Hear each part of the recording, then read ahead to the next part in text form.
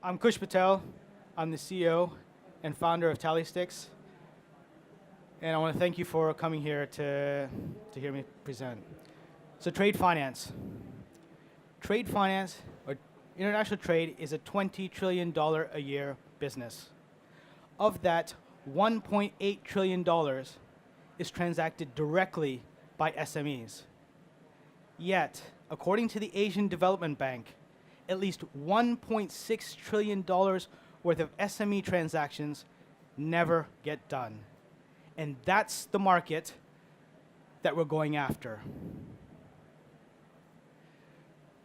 So about 10 months ago, we worked with a major energy company. And one of the things that we learned by working with this energy company was that they don't trade or they don't transact with SMEs. So we set out on a journey to find out why big corporates don't want to transact or trade with smaller companies. And what we found is three things. Number one, SMEs lack sophistication, or at least big corporates think SMEs lack sophistication. Number two, large corporates think that SMEs provide a risk to supply chain stability. And number three, they find it very difficult to find good SMEs to transact with.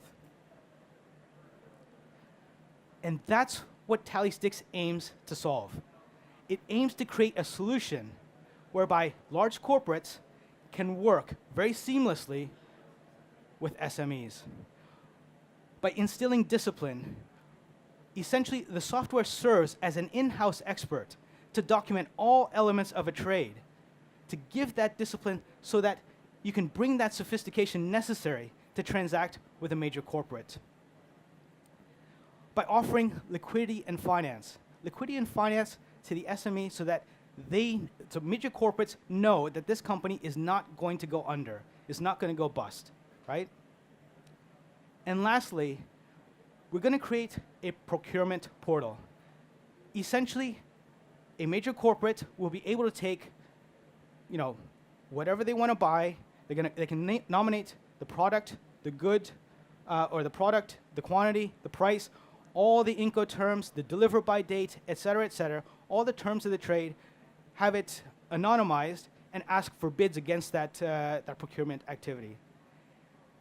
That major corporate can then turn around and desire, if they desire, they can take a look at what those bids look like.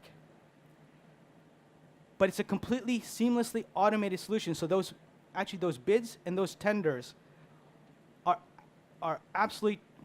be absolutely converted into a trade finance or a trade transaction, an actual trade transaction. So let's see what that looks like. So this is what the solution looks like. You can see it's a very basic dashboard. And right now, a major corporate is creating a trade. We'll say it's for coffee. On the left-hand side, you can see that there's a series of elements or elements that need to be documented in order for the trade to go through. In this case, they're documenting the trade, or they're documenting the goods. But these are all essentially clauses within a trade, within a transaction order, right? You can see that we guide the SME as to which is the best Incoterm to use, who's bearing the risks, who's bearing the costs, who's got to provide the insurance. It's a highly intuitive solution. It's not that difficult. It doesn't require a lot of training for a company to actually use this type of product. They can skip parts, they can come back, amend the trade a little bit later on. But one of the challenges that a lot of corporates have is that there's emails, there's phone calls, all of this is going back and forth between one party and the next, and is not centrally logged. This helps you centrally log things, so everyone knows exactly what's happened. And you even have a record or a log of what's happened, and you can see the message. There's an integrated chat mechanism as well. Now, you saw that one party has approved the trade, two parties have to approve the trade. So we've fast-forwarded a little bit here, but what you can see here is one party can document everything, the other party just has to go in and review it, They can hit approve.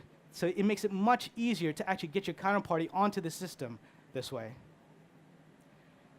Like we said, it gives you a sort of a calendar as to what needs to happen when, so you know exactly what needs to happen within that trade.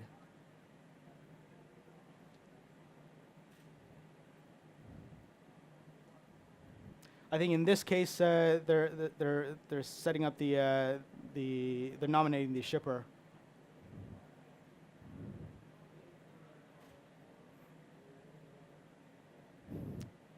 That bill of lading is the final part of the solution.